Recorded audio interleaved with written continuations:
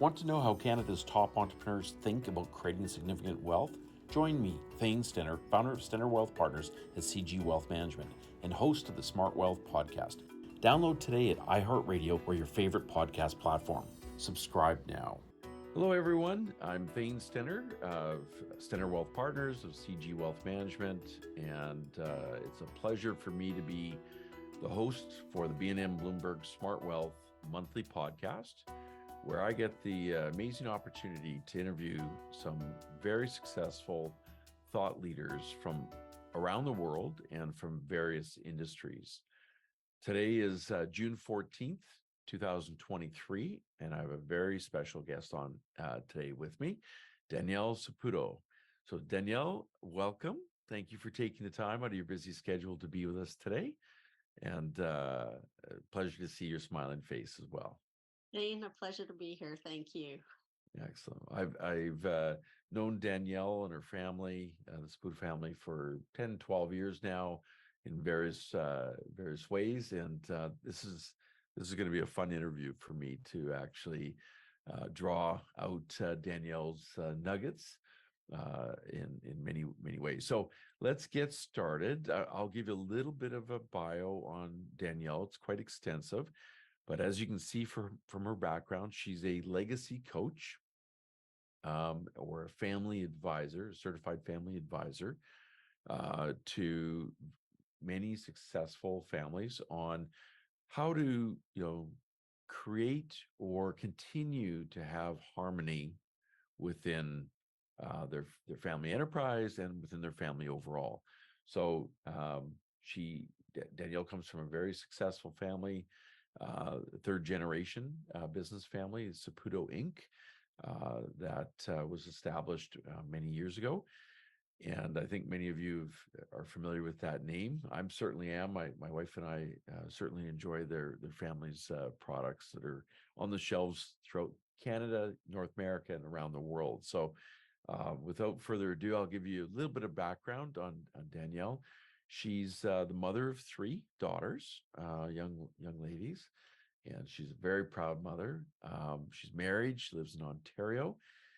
Early on in her career, she worked with the family business, I think based out of Montreal, and then moved to Ontario, where she, I guess, got married and kind of started her family there. And she's had a very interesting family history, and her own journey, I think, has led to an amazing book that she's recently published called I Am Enough by Danielle Saputo, as you see in their background.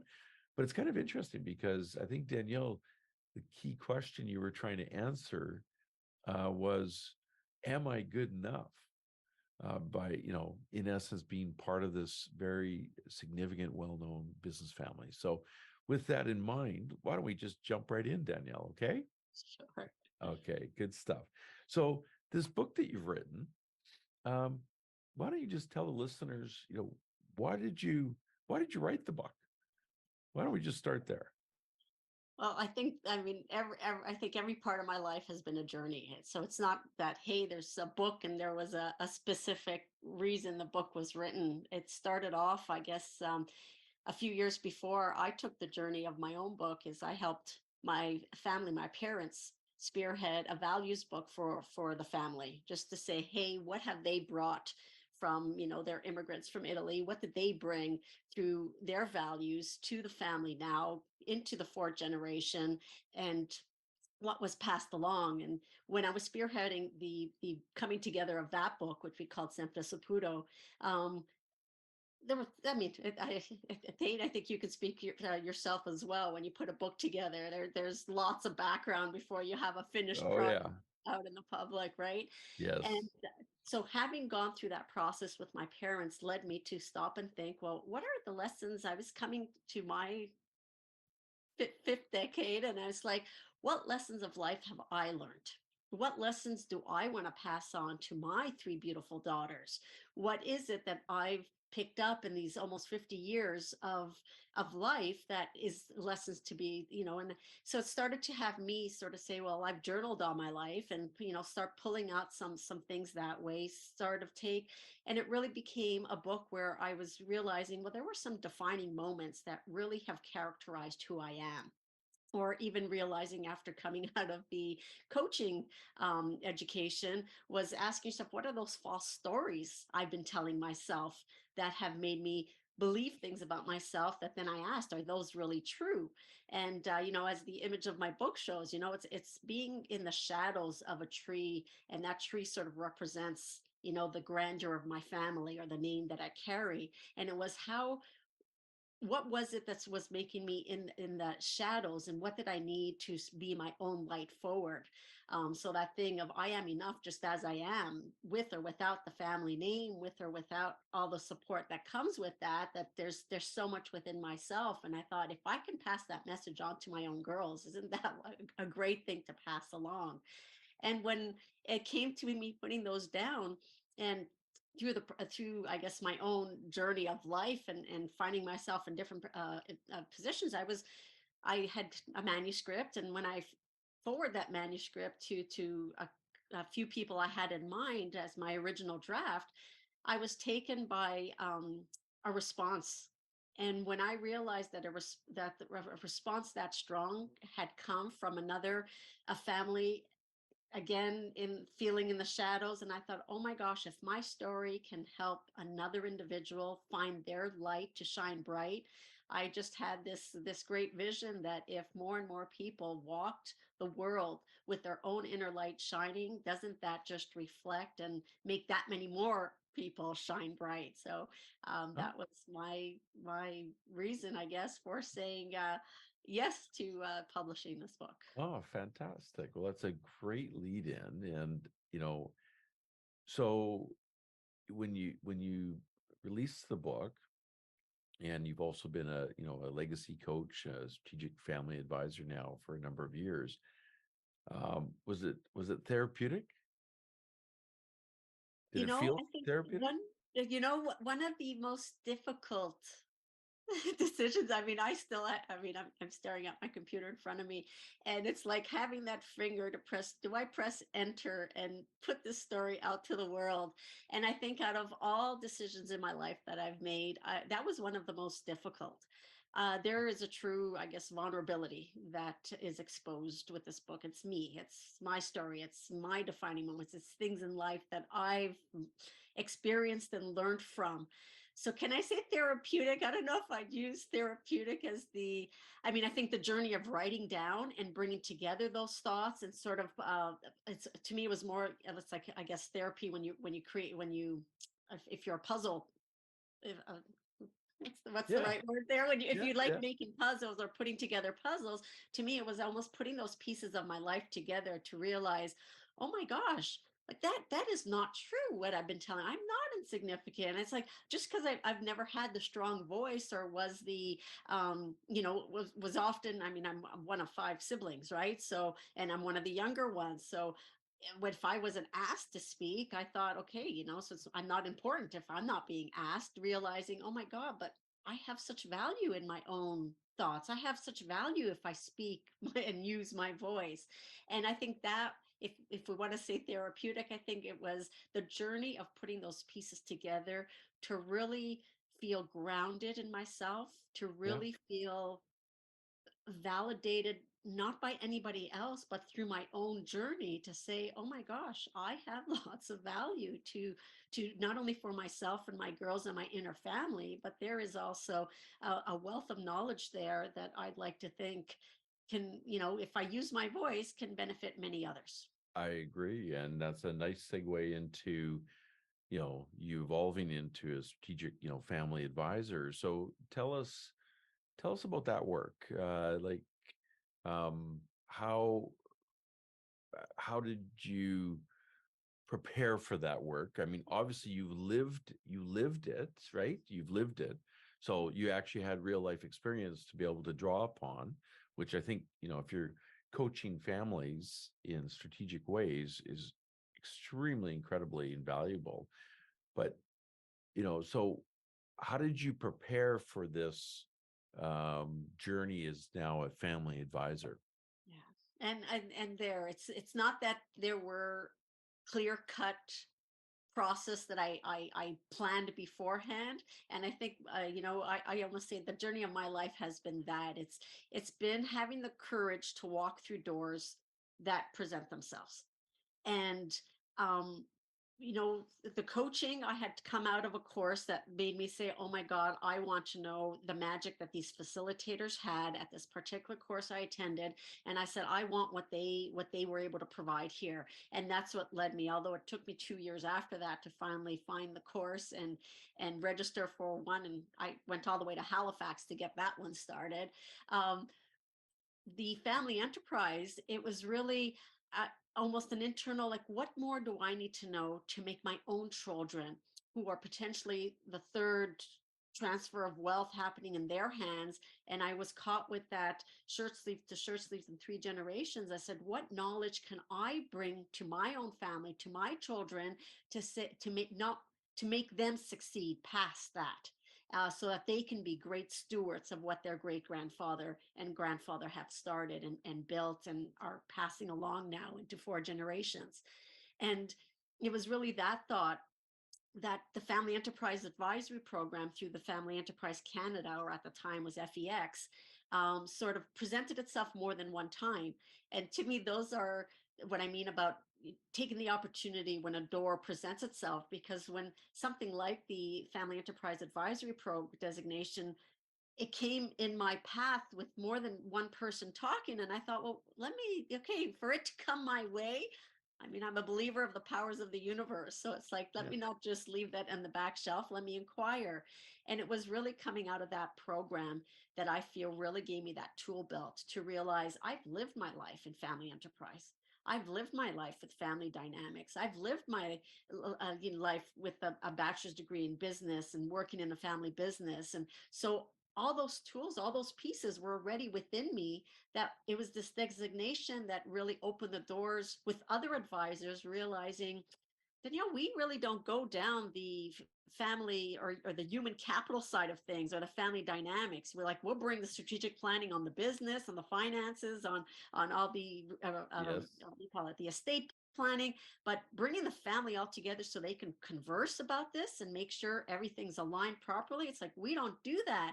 And that's where I felt my forte was. I say, if I had a magic sauce, I like to believe, a safe space for the multiple family members to be together in a room. And I say, if I were to describe what I do, I say I'm really your accountability partner to intentional conversations, to Mm, really bring up the money talk, to talk about, is everybody's needs being met? Is everyone feeling they're heard and seen as family members of this unity of a family enterprise? So yeah. that's what's led me. Yeah. So I know you've studied some of the stuff at Harvard on, generational wealth transfer and the challenges that actually come with it. And I think one of the most recent surveys or studies that I looked at a number of years ago was the shirt sleeves to shirt sleeves in 3 generations. Maybe let's just unpack that a little bit so that people that are listening may not always may not all be aware of what that actually means. My understanding is that it's incredibly challenging to, from a wealth perspective, to transfer it through more than 3 generations, right? And from shirt sleeves to shirt sleeves kind of implies that there's a wealth creation or wealth creator, there's a maintainer, and then the third generation a lot of times isn't well equipped, and it's like sand through the hands, so to speak, where uh, I think it's something like 90% or 92% of generational wealth don't make it past the third generation. So that's a real challenge, right? So And maybe there's just big maybe comment about that, Danielle. Yeah, I was going to say there's that big talk now. I don't know if you've come across the new terminology of Wealth 3.0. There, where there's a talk that is that saying valid. And although I say that's a saying that's we see everywhere. And to me, it's not necessarily that it's the third generation per se and use that number specifically, but I really go along that that saying really hits ground to me in the sense that, you have an individual who creates, right? And they accumulate. And when I sort of describe this shirt sleeves to shirt sleeves in three generation, I say one creates, the second sustains and sort of lives a good life, Yep. but because as the third generation has lived this good life and never has been given the tools or the resilience to struggle, tend to then not keep growing, but deplete. And therefore, there's a three generations and the fourth generation starts over. I would take into account that, I mean, there's lots of videos out, and please forgive me because I'm not good with associating names with sayings, but there's about, you know, um, my great grandfather walked 100 miles. My uh, father walked 10 miles. I have my first car. My child will have a better car. Their child will even have, maybe go up to a Ferrari, but the child after that will walk again, right? So to me, that again brings forward that shirt sleeves to shirt sleeves. That if we don't help create resilience into the next generation, make them warriors for their own, to work, have a great work ethic and create for themselves and grow what they have, I think it's inevitable that you create almost a, where we're all talking about entitlement. And we got to, certain Yep. families of high affluence sort of say, well, my children are entitled and feel they deserve everything without even working a day in their life. And to me, it's that. Are we as parents still creating, you got to go out for a job, you got to, Yep. right, do your own tax return, you got to know how, finances work and how to Yep. manage a budget, and if we're not giving those tools, then I think this saying of shirt sleeves to shirt sleeves, we're sort of creating our own self prophecy of worrying about, well, we're creating that if we don't give the right tools to the next Yeah. generation. So where does that's an excellent description. So where does humility play a role in all this? Humility to me is, again, I like to say there's a great importance of, the biggest question I Want to tend know to how get Canada's is, top when do entrepreneurs you think start about a creating significant conversation? wealth? Join Okay, me, so Thane what The is Stenner, next the, gen founder of with the Stenner next Wealth gen. with the Partners next at gen? And CG I'm Wealth thinking like, Management okay, so and what is host the of the Smart Wealth conversation you're podcast. thinking of? Download And today this at context is iHeartRadio or your often, when do favorite we bring podcast forward the platform. conversation of Subscribe money? now. When do we, say how much our net worth is and what potentially will be in the next generation's hands when we have a Yep. family enterprise of value that would move on from generation to generation? And I would often say, as a parent, it's almost your responsibility to start that right at the beginning. The moment that you have a child say, I want, and, be it that they're in the carriage in the grocery store and they're pointing at a chocolate or the candy in the candy machine, those are the perfect time to start your money lessons. Gotcha. Things don't come free. You got to work towards something. And to me, that's the culture the parents help build within their family. So to the question you asked, if we never set a culture of where financial monetary capital goes and comes from as a family, you're at a disadvantage in the long run, and then are caught with, so when do I start this conversation? And your Yeah, kids yeah. are past their 30s, right? So I'm going to push on this point a little bit because I think it's an extremely important point, even with the clients we've dealt with over the years. Is if they haven't had a lot of those conversations or very few of those conversations, I've seen some people kind of go, well, is it too late? Like they're already in their 20s, they're already in their 30s or 40s. And, you know, habits have already been formed and thinking has already been.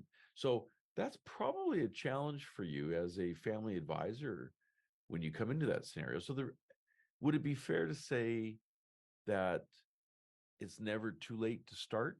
Yeah, I use the image of the best time to plant a tree is 30 years ago.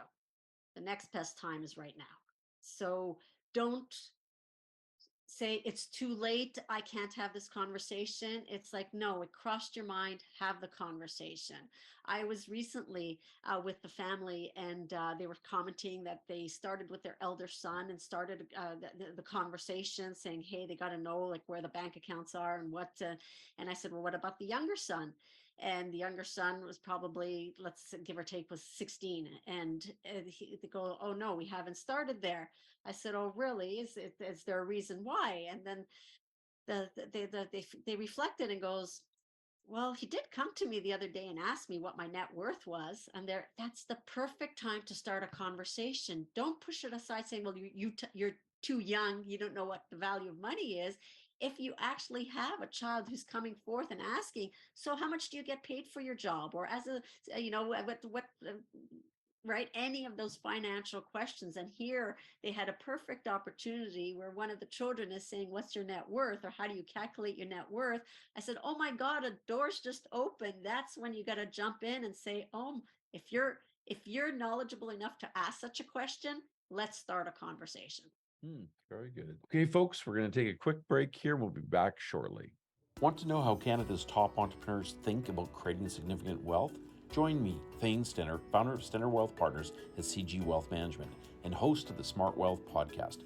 Download today at iHeartRadio or your favorite podcast platform. Subscribe now. Welcome back, everybody. I'm here with Danielle Saputo. So let's get back into it. So far in your life, growing up within, a very a legacy business family, like what are the top 2 or 3 things that come to mind that have been instilled in you that you kind of, that you feel like the family stands for and that you're a contributing member to that family structure? Yeah. So, and here again, I'm just going to say there's a definition to family. I mean, when you say family to me, I think from my father down. So, Yes. right. So I'm looking at the branch of my father, my so I'm one of 5 sisters, and the Yes. 9 branch. So just to be sure, we clarify when we talk Yep. family, and that's often the thing when we come with a last name that is the group family can be seen as hundreds of people. I'm going to say, well, I'm going to just look at my branch, which is 20 people. And, what comes up from what I know has emanated from my parents down to us, which I like to think I'm passing on to my children, that really, I think, are the values of our family. We've grew up and really have instilled, I say my parents did a great job in instilling in us hard work, right? Yet we only get forward in life if we put the work to get there. So that's one that really comes forward. Two is a level of humbleness or frugality.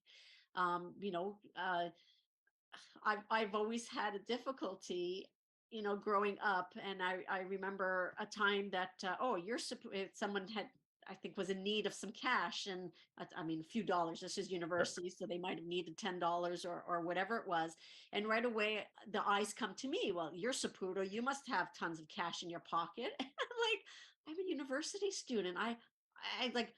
I only have the cash that I make for myself.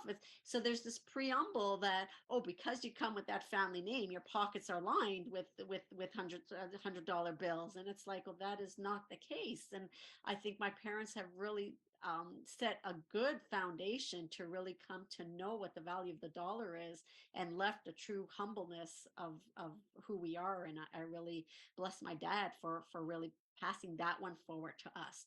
So hardworking, Yep. humbleness, and the other one is that level of a family. It's most of, I can say, oh, everything we do is always with the thought, how does it benefit or reflect back to the family? Mm. Well said. Again, so I had a mentor of mine many years ago say something to me that I thought was quite profound. He says the quality of conversations comes from the quality of the questions asked. So you as a family advisor to other, families making their way through their life journey, their legacy journey, um, what are some of the what are some of the questions that you like to ask to really kind of create a safe space, but also just to really open them up to starting the dialogue within their family structure? Yeah, I can't say that there's any like that. That feels to me that it's quite structured. Is there any particular question? I know when someone, the door's open to engage, the first thing I would say is, what keeps you up at night? What are those things? And this is usually the one who's tends to be the I guess the what do you call it? The one hiring, the one who's in Sure. control of the wealth. And it's almost like, okay, Mm. what are your worries? What are those things that are not quite settled with you? And I would say when one starts there, that is, like, some might have to stop and say, well, life is grand, and then realize, well, what is it that I'm worried about? Is it the entitlement to my children? Is it like how, when do I start the conversation? Is it so, right? That opens a door to all kinds of things. The other question that I tend to bring, which is often with the next generation, is, I sort of say, you have the magic wand. You can have anything. What does that look like to you? Right. Mm. And just allow, because there again, there's this something I've come across with with the next generation or the rising generation is they sometimes don't dream for themselves because there's such grandeur in front of them, and Uh, allowing that individual then open up their mind to say, wait a second, if I can have anything, and it doesn't have to be like following the path of where I've been groomed all my life to go, like what would it look like for me? And just allowing that to open and percolate to say, and there again, that's for me of shining the inner light of each individual for who they are, and are they feeling truly seen and heard for who they are, is a tremendous thing for me. mm, And one of interesting. the other ones that I would say that I like to bring to the table is, you've succeeded, you've built so much, you are looking at passing this forward, but what is it really for? To really get down to what is it all Purpose. for? So purpose, Yes. right? Yeah. So another way I've heard that analogy used in sports terms was, you know, the the the patriarch, is kind of like the quarterback. So what they're trying to do is they're trying to prepare the receivers or the running back to receive the ball, right? So how do you prepare them, teach them, groom them, so that they can do hopefully even more, right? From the financial perspective. I would agree with you, Danielle, that you know most wealth management firms and banks and whatnot, they focus a lot on the technical stuff, the estate planning, the legal stuff, and the structures and whatnot, and that's all really really important. But I think what you're touching upon is even more important. Is what's the purpose? Like what are you still trying to accomplish as a family, and let that be the leading spearhead or tip of the spear before kind of getting into all the technical aspects to it. Would you agree with that? Absolutely. And to what you commented, there's even a great benefit when there is a true quarterback, if you like, or someone who is able to overlook everything. Because we tend to go to the lawyer to write up the legal documents. Separately, we go to our accountant to make sure our taxing and our accounting and things. Then we separate have conversations with our financial advisor, who doesn't necessarily know what the legal plans are, or how Yeah. we tax plan going forward. And then we got our banker, and then we got our right, and each one tend to be left in their own silos and are not brought together.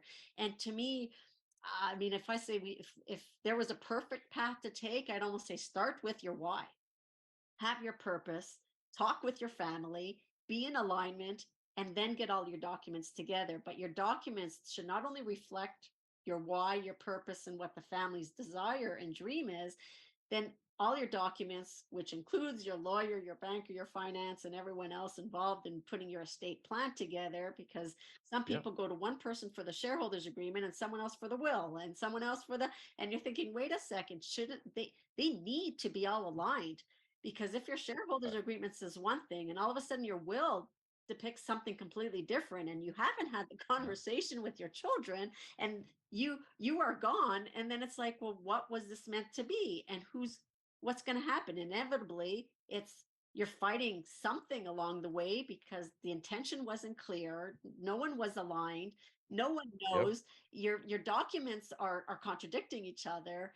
So to what you said, having someone or the ability to overlook, to make sure you're completely in alignment from beginning to end, and hopefully start with a conversation with the family before you finalize paperwork that ends up in a drawer and never looked at again, or looked at when it's, 'cause some people write a document and don't look at it. They say, we've done our estate planning, my will and my things Right. in the safe, and I'm all set. And I say, no, these are living documents. And when you can include the people who you wrote those documents for. I mean, you write a will because you want to transfer your assets to somebody, beneficiaries, upon your death.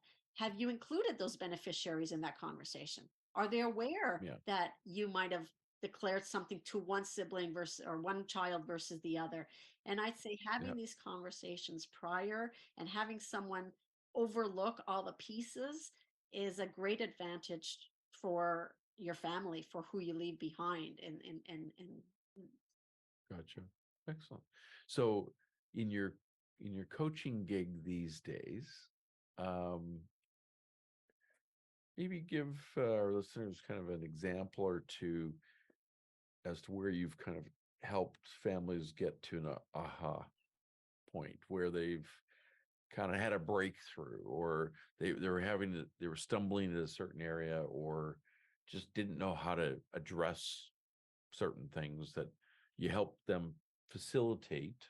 Because at the end of the day, you're, as a family advisor, you're facilitating to hopefully help families get to a more harmonious state. So maybe just give a few examples that come to mind. so I feel there's two separate hats that I wear here. There's the coaching, which is truly a one-on-one experience with somebody, and then there's a family advising where, I'm facilitating a room full of family members, and Mm. sometimes there's even some chief executive officers that are within that environment. So I say those are two completely different hats in the Yes. way that process goes, and the work that's done. So on the coaching side, which is the first point that you had brought up, I'd say the beautiful aha moments is when people realize they are their own obstacles to move forward. And when, Mm. it all comes back to what you commented earlier. It's in the questions asked. So being able to have that opportunity to be faced with some powerful questions that they sort of peel away and get to the core of what truly is what's stopping them, and to realize, oh my gosh, like, it's my own saboteur, it's my own doubt. And I sort of say, I bring me back to my book, because there's lots of those moments in the book that are Yep. shared, or tricks and tips, right? Like, if you're stuck with something, you're not sure, take pen to paper and write 25 reasons why you want something. And sometimes you Mm. realize the first reasons you mark down are not at all the reason at all, until you get further down and realize, oh my god, it's for my own self-worth I'm doing this, or whatever the case Mm. is. Mm. And to me, it's being able to take an individual through that process where they realize, oh my gosh, where they're all tense and all like this, and at the end of a session they're like, oh my god, like, the answer was within me all the time. And I think it's just such a treasure to be with somebody, to have that breakthrough, and realize that they have everything within themselves. And Mm. they're not a victim, or they're not to blame someone else, and all of a sudden they just empower to say, oh, I got this, I can do it. So I think that's one of the beauty of the coaching side. Yeah. On the Great. family side, completely different. I think the greatest ahas are when I bring a family into a space where what they've delayed to talk about, those elephants in the closet, the things that they feared were just going to be a mess of emotion, Mm. and taking them through a process, or taking them through the together, and realize, and coming out of a meeting, and they're all like, that's all it was, like, why did it take us so long to talk about that? And to me, Yes. those I think are really special moments, and moments I share with families and clients going through that. Yeah. Yeah. Very well said. Well, your clients are very blessed to have you as an advisor, Danielle, because you have a very unique communication style to you. And again, I've known you and the family a while, so I can kind of say this. And each family member, Patricia, obviously, I've got to know her and your sisters and your parents as well. But I think the drawing out each other's superpowers, right? And I think you've kind of have really found yours actually. So I'm pleased to see this. Um, so let's speak to your three daughters for a moment. Okay, this is my Oprah moment. Um, so if today was your last day on the planet, what would be a few of the things that you would want them to try to embody as your daughters? And I think And I didn't prepare you no, for this. no, I know no, that. it's this one you took out of the field here. Yeah, I did. And that's okay. But you've got three wonderful daughters, right? Yeah. And so, but you know, it's part of the podcast is I like personifying people so that they get an opportunity to, my last podcaster, just so you know, or podcast guest, uh literally last month, it was going to be his wife's birthday when the podcast was going to be released. So I asked him impromptu, and he had no idea I was going to do this. But I asked him, I said, well, what do you want to say to your wife on her birthday? It's a special birthday. And he jumped right into it. He did a great job. I was blown away actually. So, and I think she would have just listened to it in the last week. So Oh, it's kind of fun. But again, this is actually a learning moment for your kids, because I'm sure that they're going to get the opportunity to listen to this. So what do you think you'd want to say to them? the first thing that really comes to mind, I mean, I've seen them grow.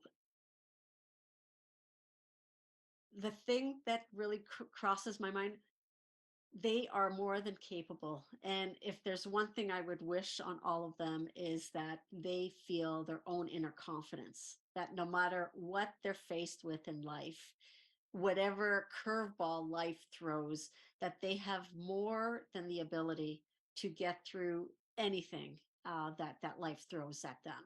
And I sometimes say, sometimes they're great thinkers, and sometimes when I find them overthinking something, it's sort of then right, then the doubt comes in, and can I do that? There's too much. And it's like, Yeah. no, just trust that you have all that you need. And they, like I said, I love all three of them, and each one has more than the ability to do anything they set their mind to. And I wish them always the courage to move forward and to achieve, because they are definitely able to. Fantastic, Daniel. That was really good for a unscripted, unknown question that was coming at you. Well done. So let's finish on the final two questions here. One would be, what's something about yourself that your friends and your people around you may not even know about you? Like something that, it's an interesting factoid. You know what? Just the other day, I have a true happy place, and that is riding an open road on my motorcycle. Wow. It's Right it on. really is. Yeah, I love the. I mean, I think that's the one greatest benefit of where I live, Peterborough. It just allows me to get these great country roads, and just getting on one of those with a group of other people who enjoy the love of riding, and just out to the open road on two wheels. It's fantastic. Wow, fantastic. So freedom kind of gives you a sense of freedom Oh, I think and it just hits that I feel I got great credibility, because people are wanting to ride with me kind of thing. There's a level of autonomy, which is one of my values. It's me and the bike, and I guess it's like it's my talent that allows me to stay on two wheels and move where I want. And then yeah, just discovering new roads, and I love the outdoors and these country roads, especially in fall. You got the colors of the leaves and everything else. It definitely is a happy place for me. I did not know that about you. So that thank you for sharing that. So I guess the last question is, in your professional life, like in a year, like how many family clients would you engage with? Is it like two? Is it like five? Is like because my sense of you is that you really roll up your sleeves and you really get to know them and really want to help them. Exactly. So, what is a professional family advisor like you? How do they engage and typically how many engagements do you take on ideally? So I'd say those are all depending on what phase, and each family or each client is different. One-on-one clients, I feel, those are in a way more manageable. So if it's the coaching side of things, helping people find their purpose, helping people find their why.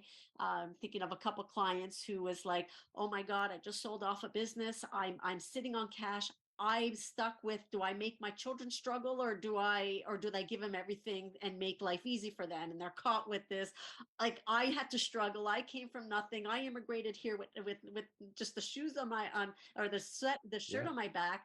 Do I make it easy for the next generation or not? Right. And all of a sudden, so key question. and so to me, that's a level of coaching I do that, I'd say that's, I don't put that the same way as the advising side, because the advising side, I'd say, yes, when you're dealing with a room full, I am, what do you call it? I do great one-on-one, and I can have dozens and dozens of clients that way. The family ones does take more energy, and I do definitely put all of me in there. And I would say that those kind of engagements, depending what phase one's in. So there again, it can be, I sort of work with a 4-phase process. So you can hire me for 3 phases, and then you have a list of actions to take forward, and you take on other people to take you there. And so that's, having families in that realm versus the ones who, oh my God, Danielle, we need that accountability to keep these conversations going. We want the education to the next generation. And, there's those engagements that are lasting 5 years more, right? So each one is different. So if you're asking me one-on-one, I'd say the roster, there's still plenty of space to take on one-on-one engagements. If it's, taking on for, the short term, I tend to say, I can take up to 5 families into the first 3 phases. And now the families that I take on longer, each one sort of transfers into that, but those are, there's weekly emails going out, that so those are like more consuming more. And I find, the door's still open, but I find having 5 families through a process is uh, Yeah, is where I hit my comfort zone. excellent, excellent. So not too many, but just right kind of approach, which is good, very good. Um, so in many ways that you're providing an exclusive advisory, and not trying to do too much Exactly. for too many, right? Because that can be very difficult as Yeah, well. and I would say So there again, I really like to open the door for them. I mean, I come with a FEA designation, and they're really coming forward with, it's a multidisciplinary. So it's making sure that whatever work I'm doing is also including the other advisors that the family already has, and if new advisors need to be engaged because there might be a gap within the system. yes, yes. I always look at it, whatever is best for the family is the doors I like to try to open. Excellent. So I'm going to give you the floor for the last point here. So I'm not going to ask, well, I guess I'm going to ask you a question, but I'm going to say any last points you'd like to kind of make that we didn't cover or you wanted to emphasize today for our listeners what might they be? Oh my, that opens too much. Help me narrow it down a little Okay, bit. okay, okay. Well, just some finishing points, Finishing things points. that you, Well, it's yeah, being that you left me on this on the family side of things. I guess if I were to say anything coming with the experience I've had within my own family and working with other families, it would really be that anyone out there looking at bringing a facilitator or bringing an outside advisor in, do try to make sure that there's open communication with all that you're doing, and not just I'm dealing with my accountant to do the accounting stuff. I'm dealing with the facilitator just to, to talk about my family. So watch when you stay closed. When you stay closed in that way and think that everyone has to stay in their particular lane and that's the only conversation you're having with that person, I don't think it gives service to you as a family to making sure there's no gaps in your planning. And I think one of the gotcha. hardest things, I mean, what's the statistics? You probably know it better than I do, Thane, of what they're saying $3 trillion being transferred from one, Yep, that we're seeing a transfer of that wealth within the next 10 years. So the more you are able to engage the right people in what you do, um, you know, don't be afraid to ask the questions. Don't be afraid that if you've had someone advising you for the longest time, open the door to ask, are you really meeting the needs of our family today? Because if you've grown tremendously, you might need an advisor to grow as well, or pair up with yes, someone who might have other expertise to take you to where you're at today. So if there's one point I would make, it's like the planning is continuous. It's like your documents, they're living documents, your estate planning, each part of that. Don't think that once you wrote it once, it's left to the side. Be prepared to come back to it, put it in the calendar to do. And this is what I call continuity planning. yeah, It's just continuous. It's not I've done it, check, next thing. And it's hard, for us entrepreneurs who have built businesses, who have built fortune, who have built a dynasty. It's hard to come down to the little things that don't seem important for today. But if we don't take the time today to do things that, your emotions are good, your communication is good, your time, well, we never have time, yeah. but if you don't take the time now, it's only worse if it's not looked at. Very well said. And I think that's an exceptional point for us to kind of finish off today's interview, Danielle. So thank you, Danielle, once again for sharing your part of your history and your background, your words of wisdom, and just for on behalf of all the listeners for this podcast that'll go out and BNN Bloomberg Smart Wealth podcast. I really, really thank you for being with us today. Well, Thane, a big thank you to you for inviting me here. And there again, thank you. Very welcome. So if you'd like to find out more information, go to www.stennerwealthpartners.com to learn more about our group. We'd love to have a conversation with you. Till next month. Thanks, everybody. The comments expressed in this podcast are the results of work done by Stenner Wealth Partners. They may differ from the opinion of Canaccord Genuity Corp. and should not be considered as representative of Canaccord's beliefs, opinions, or recommendations. All views expressed in this podcast are provided for informational purposes only and do not constitute an offer or solicitation to buy or sell any securities. The statements expressed herein are not intended to provide tax, legal, or financial advice, and under no circumstances should be construed as a solicitation to act as a securities broker or dealer in any jurisdiction. All views are intended for general circulation only and do not have any regard to the specific investment objectives, financial situation, or general needs of any particular person, organization, or institution. Canaccord is a member of the CIPF.